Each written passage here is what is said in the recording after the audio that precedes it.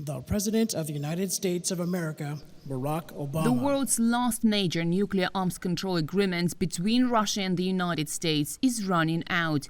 The New START treaty was signed in 2010 and expires on the 5th of February.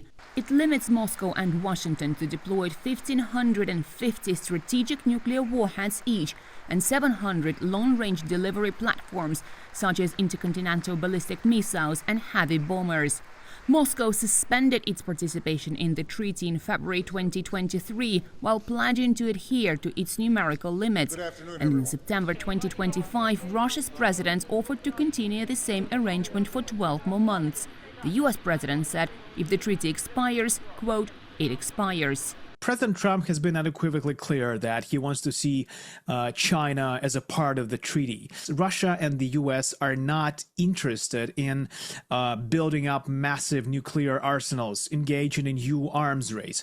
However, China has been expanding its nuclear arsenal for several years now. So he's very interested to see China as a part of the treaty, and he wants Russia to help with this. The US and Russia together possess almost 90% of all nuclear warheads. Both are working to modernize and replace their stockpile, as well as delivery systems and nuclear weapon production facilities. China has been expanding its nuclear arsenal, which is estimated to have increased from 500 up to 600 warheads, but remains below the level of Russia and the United States. China has outlined its position, stating that the United States and the Russian Federation are far ahead in terms of their nuclear weapons and their number. The PRC doesn't have the same arsenals, so at this stage it doesn't see the need to participate in such negotiations. Another thing is that if we are talking about the expansion of the participants in the negotiations on strategic stability, the limitation of nuclear weapons at some stage, it is impossible to leave Britain and France aside. They are allies with the United States, bound by mutual obligations within NATO.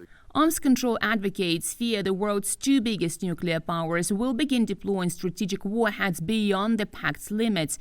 And with Moscow and Washington distracted by the Ukraine settlement, mending ties appears slow. For most of us, Friday, February 6, 2026 may likely feel no different than the day before. But in historical terms, it marks a profound rupture, a moment with consequences that could reshape global security, with risks that are both far-reaching and potentially catastrophic. With the world's two major nuclear weapons powers, Russia and the United States, not banned by any arms control treaties for the first time in 54 years. Dasha Chernyshova, TRT World, Moscow.